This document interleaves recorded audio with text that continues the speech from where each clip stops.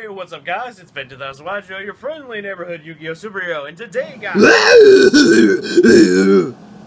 Frank, it's on the top shelf. Yeah,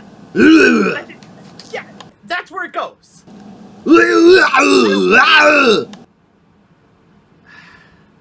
Roommates, I'm telling you, what are they good for?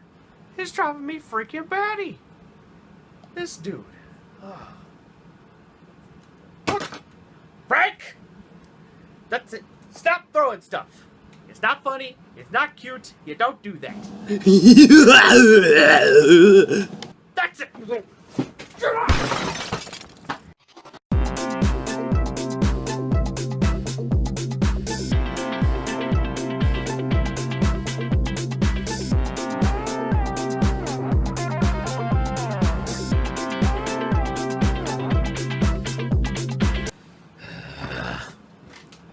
I don't know why I agreed to let him be my roommate. Anyway, guys. Today, guys, we're going to be going over the deck I call my Earthsworn deck. It's going to be epic. There's going to be lots of freaky, weird plays done. I even take down Frank's favorite deck. You'll get over it someday. Anyway. And I happen to put up a pretty good fight against the Thunder Dragon deck. So I'm excited to show you guys this crazy concoction that me and one of my best friends came up with. I hope you guys enjoy. Stick around until after the replays, and then I will go over the deck profile with you guys.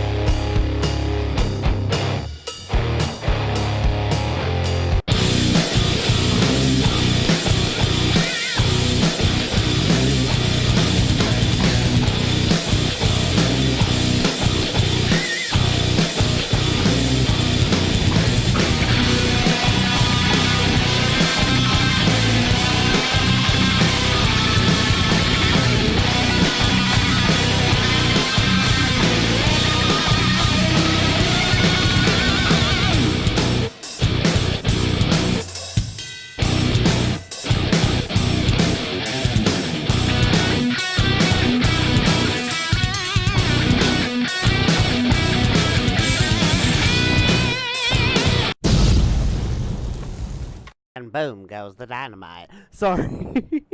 Yeah, so this is my crazy little Lightsworn deck. I know this probably looks somewhat familiar to you guys who are long-term viewers. You guys know I'm always playing around with like this Earthsworn deck, as I call it. Basically, this deck kind of comes and goes into play for me, but I'm actually really excited to share this version of it with you because basically we got a new card in Cybernetic Horizon.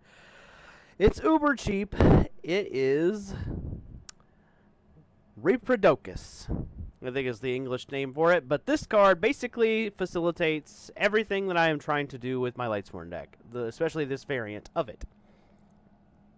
In short, it allows me to turn a monster into an Earth attribute, which basically, this was intended to be used for dinosaurs, but it's a really good card for Lightsworn, and I'm going to explain to you why. This card basically is what allows me to make Neteria Beast consistently. Excuse me, guys, I do speak English every now and then. As well as make probably one of the most powerful Lightsworn monsters, I would argue, next to Minerva, is Kyrios.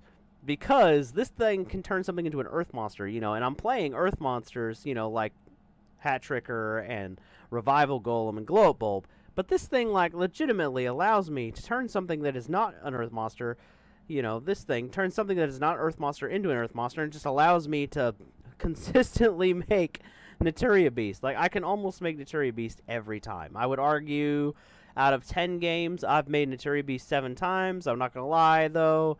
The backlash to that is, it hasn't always been useful. I will tell you guys the truth. Neteria Beast is a powerful card, but it's not the end-all, be-all. It is if you're playing against something like Sky Strikers. Very true there. But in the terms of, facing other decks, like, for example, the Dangers, Neteria Beast didn't really slow it down. However, nobody could have predicted blow up the board Black Rose here and then just beat the death with Grand Maju. That guy did not see that coming. But yeah, this is the craziness that is this deck. I'm very proud of this. This is kind of my, I don't know, this has always been, I've always been a fan of Neteria Beast in the Lightsworn archetype, because it allows the deck to just fill up that graveyard very fast, and you get to make so many plays that just, to me, they just seem like, oh, I negated your Raigeki, or your Pot of Desires, or your Pot of, or, your, I don't know, your Shard of Greed, or whatever, just name a spell, and then, oh, Mill the Wolf. Negate +1. It just seems really sacky, and I really enjoy that, and, everyone there. I'm not gonna lie. A lot of the guys at the locals I used to go to, they always used to make fun of me because of my love for the Lightsworn archetype, and yeah, they've always kind of oh, Lightsworn, they just make fun of me for it, and to be able to kind of create these crazy decks just because I have a passion for this particular deck, it's a personal win for me. So. The deck is actually very consistent in its plays. We actually have plenty of cards to go into. I've gone into everything at least once. The Lake Monsters, these just actually allow me to make plays that I couldn't make before. Because I didn't have access to Tornado Dragon, for example. And now that we have, Nightmare Phoenix as an easy card to get in the Link format, it was just an easy. Okay, well then I don't worry about it. I have something that's just as good. So. That's just a prime example, but yeah, this deck's kind of my it's kind of my go-to, guys. I love the Lightsworn archetype. It's very much my thing, and I'm actually gonna get something a little bit personal with you guys today. Something that I don't really share too often, but something you should know about Ben. In my real life, I'm actually a Wiccan. That is my religious belief. So. The cool thing about the Lightsworn archetype is they have a card that represents one of the deities that is part of my pantheon. So just a little something personal for me to share with you guys because I am a Wiccan and I'm a little bit on the weird side, admittedly. But it's another reason why the Lightsworn deck is just kind of close to me as a whole. So it has it has 2 cards that are both members of that go well with the deck that are members of my pantheon. So it's kind of cool. Just something personal I wanted to share with you guys. I don't know why I felt like doing that, but yeah. So there is that. The deck is also got some really back to the Yu-Gi-Oh. Sorry to bore you guys. The other thing is, like, to get over like really beefy monsters, we have, you know, Grand Maju here, and then, like, you know, we've got our walking negates like Hot Red Dragon Archfiend and Naturia Beast, which allow us to kind of keep up with the relevant stuff that's going on in the game. The reason why I'm not playing Dawn Dragster is because we can make Naturia Beast so consistently in this deck. So, in case you were wondering, that's why. Although, if your Lightsworn deck can't make Naturia Beast consistently, Dawn Dragster is a good replacement. Just FYI. All right, guys. Well, you let me know what you think of this deck. It's kind of my brainchild, so to speak. So be nice, please. It is yeah.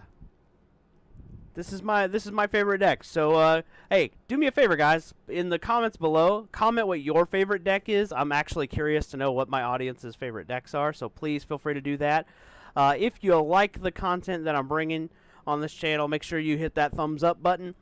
Make sure that you subscribe to the channel for more future Ben 10,000 of YGO antics, and I will see you guys next time. Peace! Now, where the hell is Frank before he breaks something else?